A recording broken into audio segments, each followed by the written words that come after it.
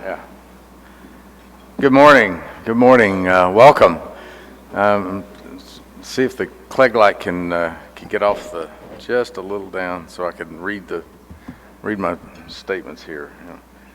Can you maybe push that over just a little or something so I can see just a little? Thank you. Good morning and welcome to CCA's inaugural Mobile Carrier Show. And I hope you have made some good contacts and that you've learned something new in yesterday's seminars and sessions. I hope that you also had the opportunity to check out many of the companies on the exhibit hall. I think it was a great presentation down there, and we had a lot of really good exhibitors. So hope you'll enjoy visiting there again today.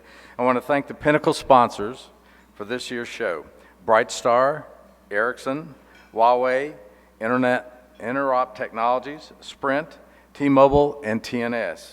We appreciate your support, and obviously without you and without your sponsorship, we couldn't have this beautiful event. I'm also would like to thank Telecommunications Law Professionals, TLP, as you may know them, for sponsoring the breakfast this morning. And I hope everyone has gotten a bite to eat and plenty of coffee. And, you know, a free meal from a group of attorneys, I mean, how much better can it get, right? I'm also pleased to welcome those joining us by webcast this morning, which is being provided by a broadcast partner, RCR Wireless.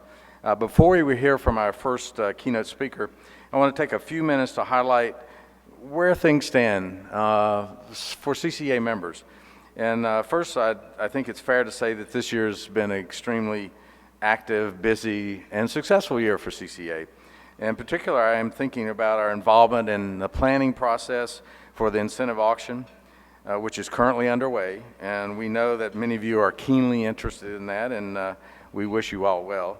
And of course, as you know, the FCC's anti-collusion rules are in effect, so we won't be discussing specifics, but I can assure you that CCA is watching the process and the auction very closely, and we will be keeping you updated as appropriate. Now the auction is upon us. We should be proud of our shared policy accomplishments in that regard, working with Congress, working with the FCC, and many of you. A number of policy wins were essential to make this auction actually a reality for the smaller carriers and many of our members. And I'm pleased to say that we were very successful in several arenas. While carrier bidding may not begin until probably May or June, this is no doubt a benefit to the competitive carriers in several areas. For example, smaller license sizes. That was a CCA proposal, which the FCC saw the wisdom in concurring with. The smaller economic areas will allow small carriers to bid and hopefully win. The Spectrum Reserve, I think, was a plus for us, for sure.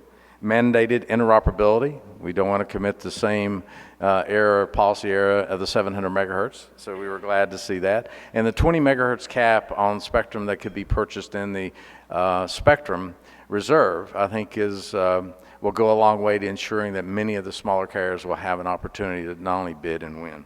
So CCA members are, in fact, a critical part of the mobile ecosystem. And we're very pleased to play an instrumental role in working with Congress and the Commission to ensure we had a useful, successful auction. Now, I would like to stress that access to spectrum has remained a steadfast priority over the last year, and it will remain a top priority going forward. But spectrum is not our only focus. And as we look on the horizon into the new technologies and capabilities your customers will desire and demand, one important focus for us now is the IoT, or the Internet of Things, which is a major topic here at the show, as you know. We know that customers, whether they're urban, suburban, or rural, want access to all that this new technology and opportunity has to offer. There are several challenges for the competitive carriers, and we still face providing state-of-the-art technologies and a robust connectivity to all our customers. We need to create and ensure an open ecosystem for inclusion of all carriers. Simply put, connectivity is a quality of life issue, It is desired across all geographic territories and across all parts of society. And while connectivity is often seen as satisfying consumer desires in urban suburban areas, in rural areas it's even more important. Mobile broadband coverage impacts public safety, education, telehealth, economic opportunity, accessibility, and even social inclusion. Being on the wrong side of this mobile digital divide can jeopardize economic investment, productivity, jobs, and even endanger those who live in or traverse rural areas. Connectivity can also be a life-saving issue. For example, in the rural Mississippi Delta, the University of Mississippi Medical Center, along with GE Care Innovation, and CCA member C-Spire, has developed wireless medical devices and tablets for healthcare providers. And this particular program has already resulted in better patient management for life-saving, threatening chronic conditions such as diabetes, and has reduced hospital admissions for many, many rural consumers. We also are seeing agricultural applications, such as farmers who are using wireless connected ear tags to monitor the health of cattle. And distance learning offers a unique educational opportunities to young minds in rural areas like never before. Thank you. You can turn that off. So what will it take to bring these many advantages of mobile, including the IoT, to all consumers? As I've said, access to spectrum is critically important for the competitive carriers, and it includes both licensed and unlicensed spectrum. And it's absolutely in the public's best interest to make sure such spectrum is available as soon as possible for mobile data. Furthermore, we're addressing the critically important job of restructuring the Universal Service Fund, or USF, Mobility 1, Mobility 2. CCA members are following it very closely, and I recently testified before Congress on this very matter. CCA members serve rural areas and have invested private capital along with USF support to deploy mobile wireless services to some of the most remote areas of this country. And many, many carriers depend on continued USF support to preserve and expand service to cover unserved areas. And the FCC must immediately release the USF funds in Mobility 1 that owed to carriers that have done their part. They built their networks, they met all their compliance requirements, and they haven't been paid for their effort. This money is sitting inside the USAC funds, and it needs to be released because it's holding up broadband build out in many of these areas. And the smaller carriers are in a jam because we haven't had policy decisions that ensure the continuation of the USF and build out in rural America. So that's another issue we're very concerned about. Policymakers must recognize the vital need for USF so that consumers can access advanced mobile broadband services no matter where they live, work, or travel.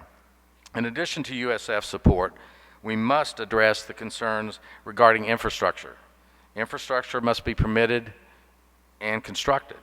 And when builds are hindered, consumers in these areas risk not having access to advanced wireless services and even more. So infrastructure is a key component to every carrier's business, but unfortunately, many competitive carriers have faced substantial challenges trying to expand their networks. We currently are working in Washington to eliminate the barriers that hinder the timely deployment of network infrastructure. We also want to ensure that all carriers have access to backhaul, and resolution of the pending special access issue will help also bring competitive carriers access to this $40 billion a year market. Among our long list of priorities remains the issue of interoperability. If your customers are to have full access to the benefits of IoT, interoperability is crucial. Your customers need and deserve access to the latest technologies. And there's other issues, a whole host of issues that we're following closely. Access to devices, number portability, public safety issues, including text to 911, privacy, security, patent reform. You're going to hear shortly from issues regarding FirstNet. And many, many more issues. It's very, very busy in Washington, D.C., on the Hill and at the FCC.